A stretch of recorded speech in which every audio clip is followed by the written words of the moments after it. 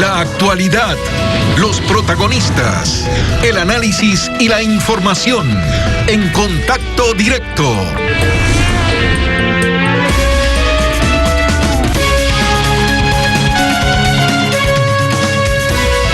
La recuperación económica del sector privado es vital para el país, pues hemos vivido casi medio siglo de la economía petrolera.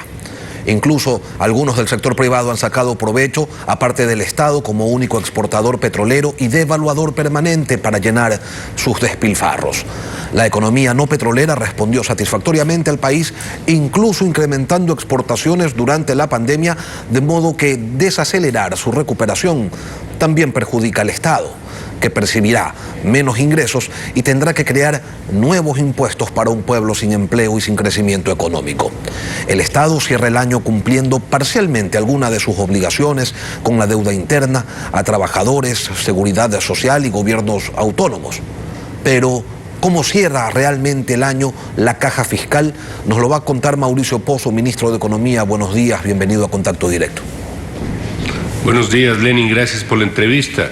Efectivamente, como usted bien menciona, este ha sido un año muy difícil, un año donde ya se inició con una crisis. Recuerde que a principios de marzo el presidente de la República ya anunció un programa, después vino el problema de la pandemia, el confinamiento, y lo que ocurrió es que el problema se profundizó, se generaron una serie de secuelas que estamos hasta ahora buscando mitigar con las políticas que se han venido adoptando. Y dentro de eso está el impacto al presupuesto del Estado. Son 8.000 millones de dólares menos en ingresos que se han recibido este año como producto de la baja de la recaudación tributaria por la propia recesión económica, por la baja del ingreso petrolero, producto de la baja del precio por un lado. Recuerde que el precio se fijó al principio en $51 y el promedio va a estar alrededor de los $38. Y por otro lado, la rotura del oleoducto, la paralización de la refinería, todo eso conspiró para que tengamos un impacto de 8.000 millones menores en ingresos, aparte de recursos que estaban destinados a través de la monetización de activos del Estado, que tampoco se dio por la propia crisis. Entonces, unido todo esto, sin apoyo internacional, habría sido muy complicado mitigar el impacto de esta situación.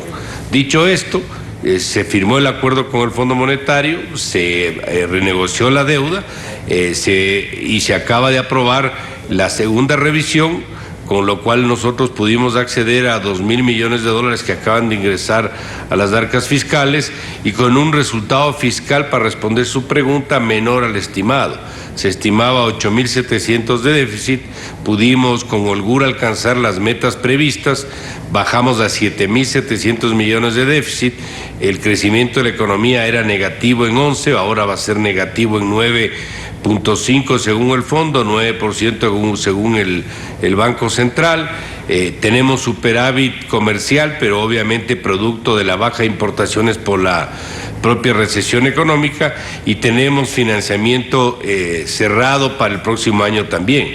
Es decir, creo que dentro de las circunstancias los resultados son claramente favorables, y el resultado finalmente de todo esto es que hemos podido acceder a recursos del exterior, no solo de los del fondo que cito, sino los otros que han ingresado del Banco Mundial, de la CAF y del propio BID.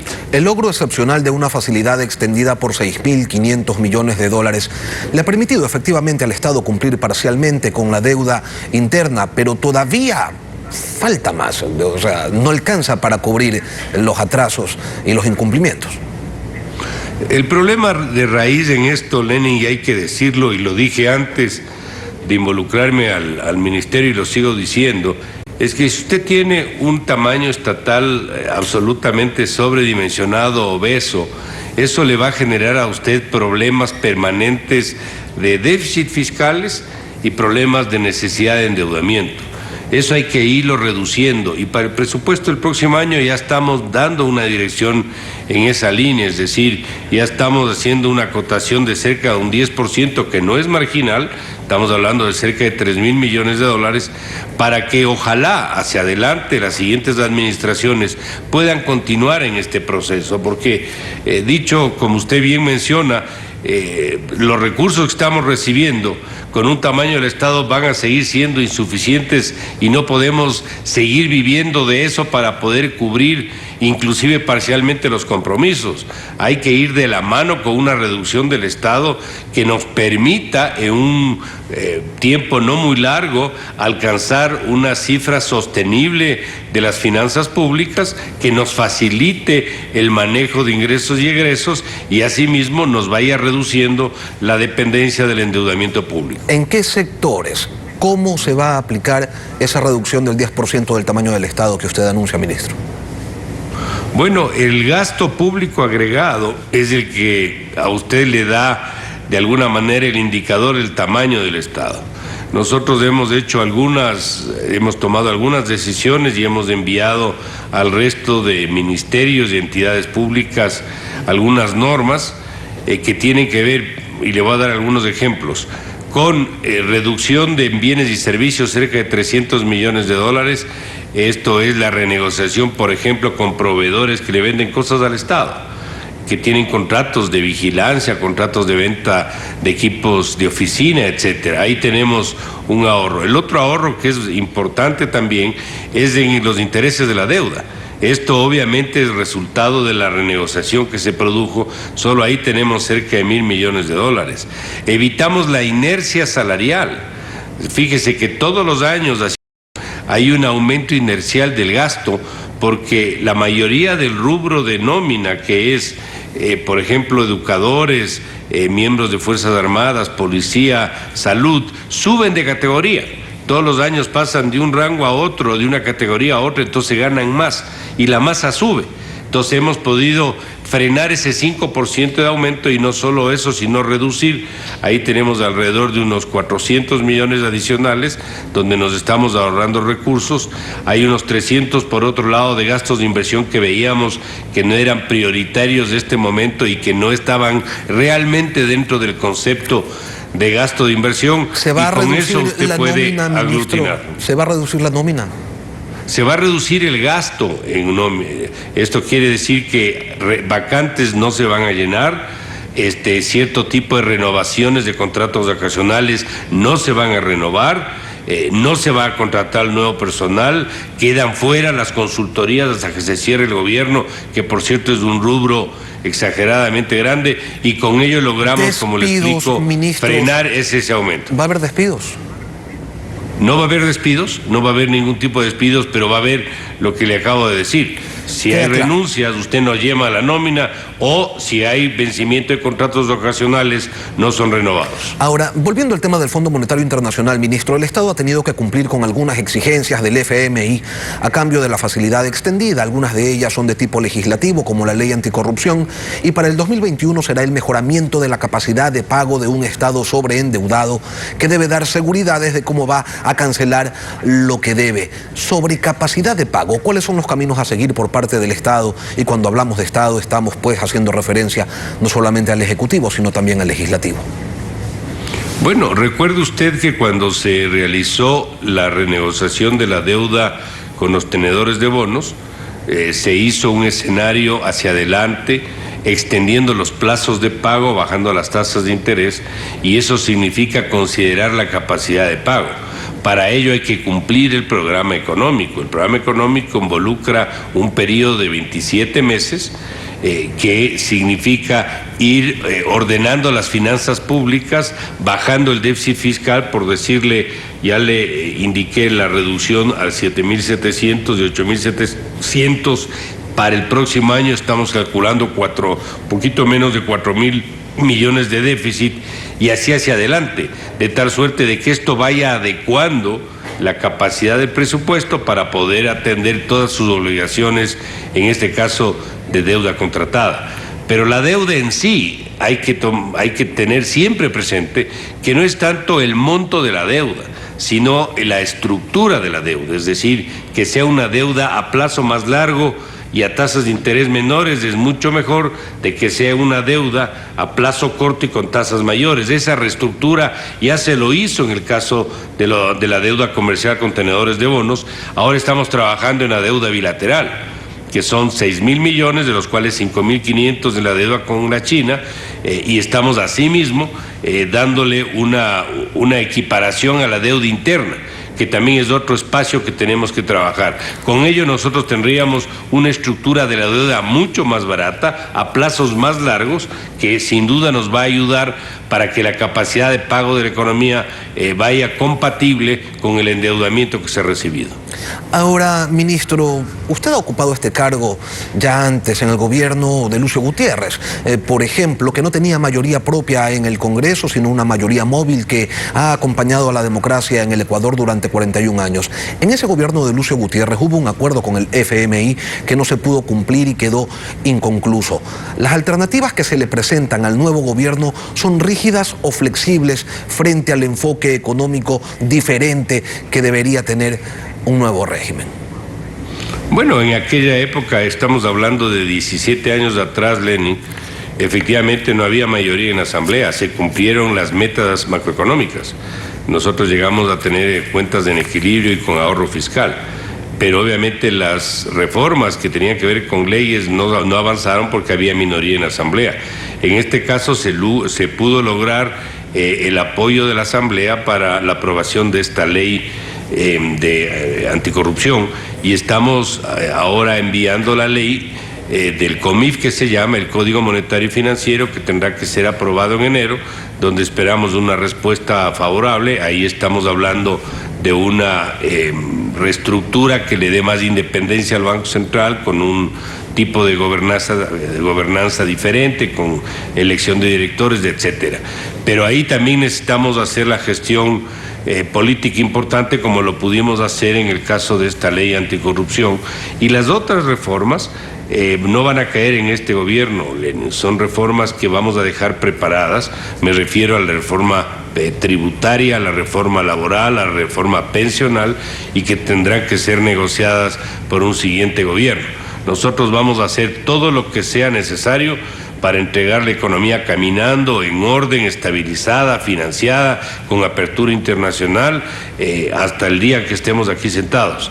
Y obviamente el siguiente gobierno, ojalá este sea sensato y responsable, le dé continuidad a lo que está bien y rectifique lo que considere que no está bien. Ministro, ante las restricciones por el feriado de Navidad hay una paralización casi total de una parte del sector privado y habrá que hacer una evaluación de los resultados. ¿Cree usted que las restricciones se aligeren para el feriado de fin de año, tomando en cuenta que menos actividad económica supone menos ingresos para el Estado? Esto involucra algunos frentes, Lenin, como usted entenderá. Nosotros tenemos que ponernos en un punto medio de equilibrio entre la protección de la salud de los ciudadanos y la recuperación de la economía. Si mañana, por tratar de irnos mucho al lado de la recuperación, no cuidamos del lado de la salud, pues no va a haber consumo, no va a haber actividad, no va a haber transacción, porque simplemente se va a afectar el lado de la salud y viceversa. Entonces tenemos que ponernos en un punto medio, que es lo que se ha tratado de hacer con las últimas decisiones. Esperemos que esto vaya en buen camino, esperemos que la vacuna que llegaría a partir de enero nos ayude para que la recuperación económica sea más rápida, y obviamente anticiparme qué puede pasar de aquí a finales de año es muy peregrino, es muy prematuro, diría yo todavía. Esperemos ver cómo van presentándose los temas para que todas las autoridades que involucran estas decisiones participen. Esto no es una decisión de una sola persona, hay el COE nacional donde está algunos actores, nosotros participamos con nuestra opinión técnica, ministro, desde el punto de vista económico. Ahora, con este dinero que ingresó, estos 2.000 millones, se van a poner al día con algunas deudas, pero enero, febrero, marzo, ¿cómo le van a hacer? Porque las obligaciones continúan y los ingresos por petróleo pues no están en su mejor momento, y de tributos mejor ni hablemos. Bueno, los ingresos tributarios sí han mejorado en los últimos meses, Lenin. Es decir, no estamos hablando de la recaudación de abril o mayo del año pasado. Octubre y noviembre fueron mucho mejores. Ya las tasas respecto a los mismos meses del año pasado son tasas negativas, pero muy pequeñas. Esto significa que ha habido una recuperación. Y para el próximo año estamos poniendo una cifra de más o menos 13.100 millones de dólares, que no son los 12.500 que sería del año 2020, pero tampoco son los 14.500 o 15.000 del 2019. Nos hemos situado en un punto medio, digamos así, porque vemos que hay un proceso de recuperación. Igual en el caso petrolero, no se vislumbra que ocurra una situación como la que tuvimos con rotura de oleoductos y con problema de precio que llegó a ser hasta negativo, y por lo tanto estamos estableciendo un precio mucho más austero, sí, pero que de alguna manera se acerca a la realidad. Ministro? Estamos hablando de $37 el barril de petróleo para el presupuesto del año 2021. Recuerde que este es un presupuesto prorrogado hacia el próximo año. Tiene que ser del mismo valor, efectivamente. Tiene que ser, pero pero es el codificado, Lenin, no es el que se aprobó el 2020, sino el que realmente va a terminar ocurriendo, con algún margen de acuerdo a la ley que nos da la norma, que es de un 5% sobre el cual hemos podido actuar, pero lo de fondo es lo que le mencioné, un presupuesto que esté mucho más certero, más austero, más cercano a la realidad y en la dirección de la reducción del tamaño del Estado, que es lo importante. Mauricio Pozo, ministro de Economía, gracias por participar. Un abrazo, ministro.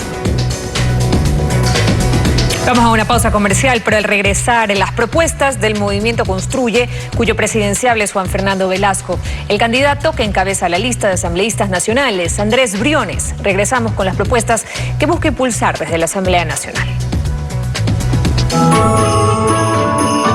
Contacto Directo les desea una feliz Navidad y bendiciones en el 2021.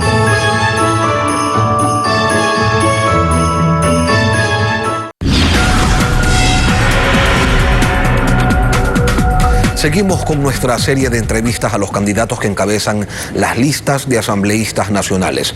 Hoy es el turno de Andrés Briones, guayaquileño de 38 años, ingeniero en Administración y Ciencias Políticas. Cuenta con una maestría en Comercio Exterior por la Universidad Carlos III de Madrid. Presidió la Asociación de Jóvenes Emprendedores. Desde octubre del 2018 se desempeñó como secretario del Gabinete Económico del Ministerio de Economía y Finanzas. En noviembre del 2019 fue director general del Instituto Nacional de Economía Popular y Solidaria. También lideró la campaña Yo Muevo al Ecuador en conjunto con el MIES para potenciar precisamente al sector de la economía popular y solidaria, labor que aspira a continuar desarrollando, pero en esta ocasión desde la Asamblea Nacional.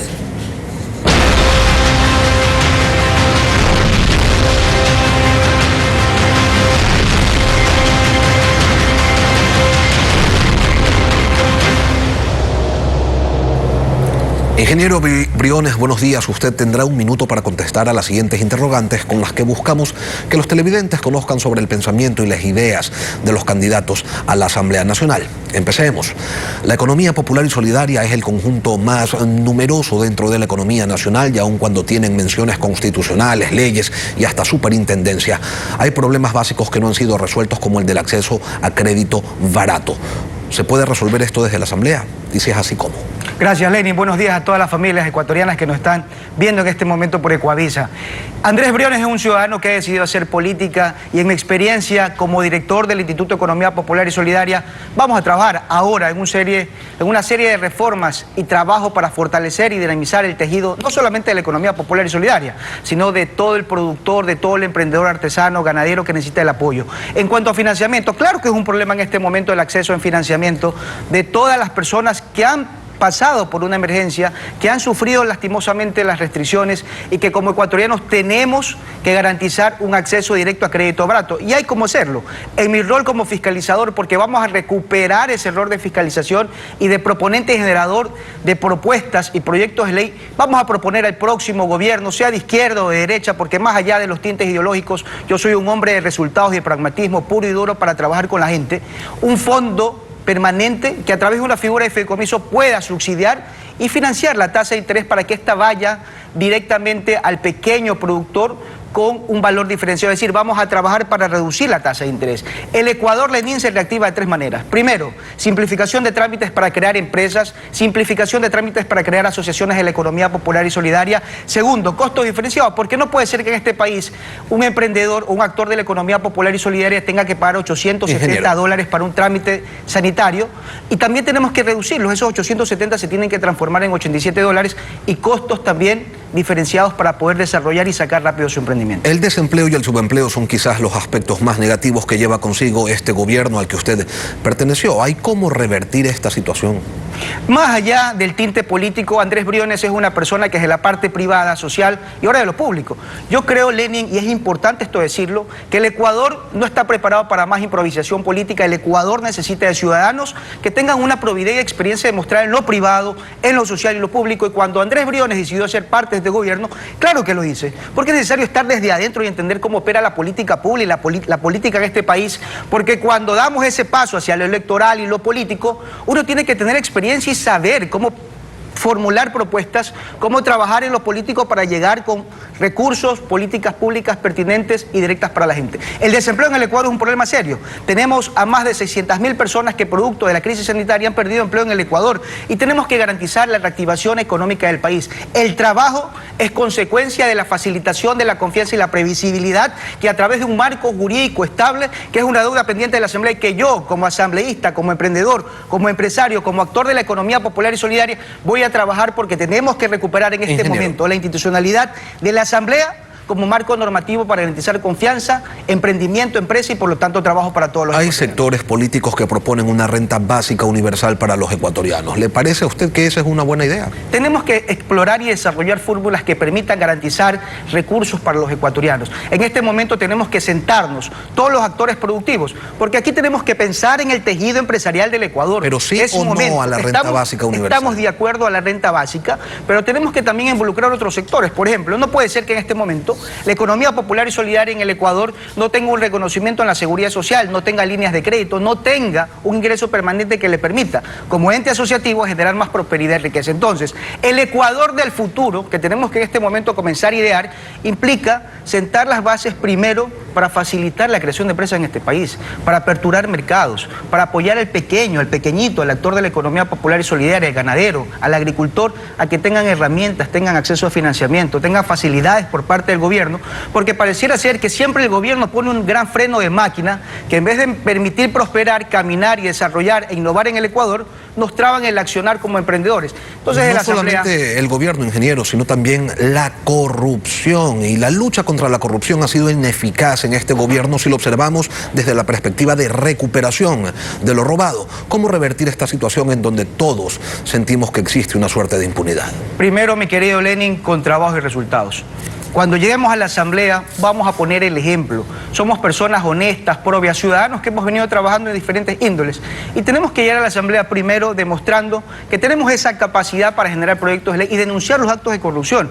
No puede ser que tengamos una Asamblea que no haya podido aprobar una ley de extensión de dominio. Por Dios, ¿en qué país estamos? Si nosotros elegimos a nuestros asambleístas, fue directamente instituciones sanas, fuertes, transparentes, y pareciera que la Asamblea lastimosamente ha perdido esa facultad y esa función de garantizar transparencia para todos los ecuatorianos en nuestro país. Entonces es importante, primero, resultados y trabajo, aperturar la Asamblea Nacional para que el ciudadano común en todas las 24 provincias del país, en las respectivas comisiones, esté en capacidad de presentar proyectos de ley. Y tercero, muy importante, comenzar como fiscalizador, porque vamos a recuperar la fiscalización en este país como ciudadano honesto y trabajador, denunciar y acompañar a los jueces que castigan, que penalizan y dar toda la contundencia y firmeza para enfrentar a la corrupción en todas las instancias e estamentos públicos y privados también. Usted dice en qué país estamos, en el país donde la Constitución señala que debe haber acceso universal a la salud pública, pero en la práctica ocurre algo totalmente distinto. ¿De qué manera se le puede garantizar a los ecuatorianos acceso a una salud de calidad?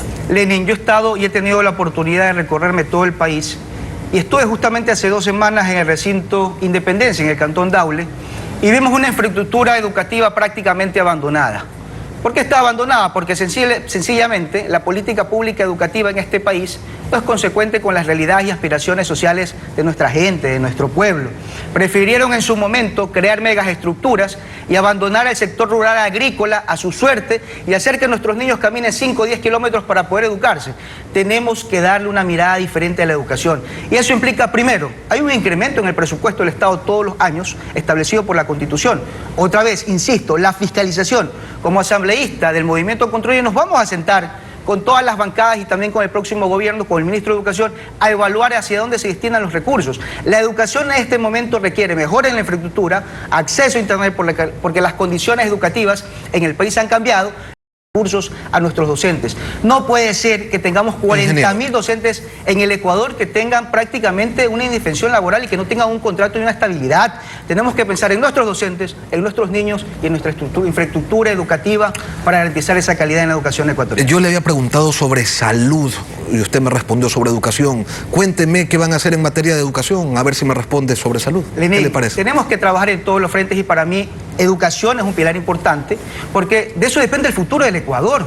Tenemos que apalancarlo porque las destrezas y capacidades de los ecuatorianos parten desde las aulas para poder crear, emprender e innovar. La salud es importante, Lenín, y habiendo atravesado una pandemia sanitaria, tenemos que garantizar que el sistema de salud se replantee también en el Ecuador. Yo soy de los asambleístas que vamos a proponer que el Ecuador recupere desde el Ejecutivo la posibilidad de otra vez tener centros de investigación científica. El Ecuador no tiene en este momento capacidad para poder desarrollar e investigar vacunas y estamos ahorita expuestos ante los vaivenes internacionales de pandemias que el Ecuador prácticamente su política de salud no tiene capacidad de respuesta. Entonces tenemos que fortalecer el sistema de investigación pública en el país, garantizar recursos también a todos los hospitales públicos e importante también saberlo focalizar porque en este momento no hay una administración pública saludable que fiscalice y garantice que los recursos que se destinan del presupuesto del Estado vayan directamente al ciudadano con medicinas de calidad y atención pertinente para atender cualquier dolencia en los ecuatorianos en las provincias del país. Finalmente, un mensaje para los electores. El próximo 7 de febrero, queridos ecuatorianos, tenemos la oportunidad histórica de cambiar el país.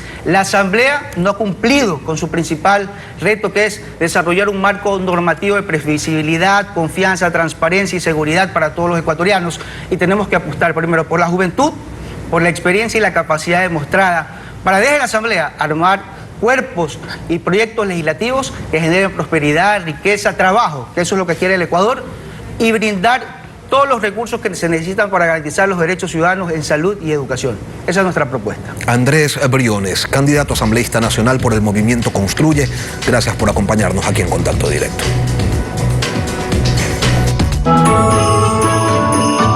Contacto Directo les desea una feliz Navidad y bendiciones en el 2021.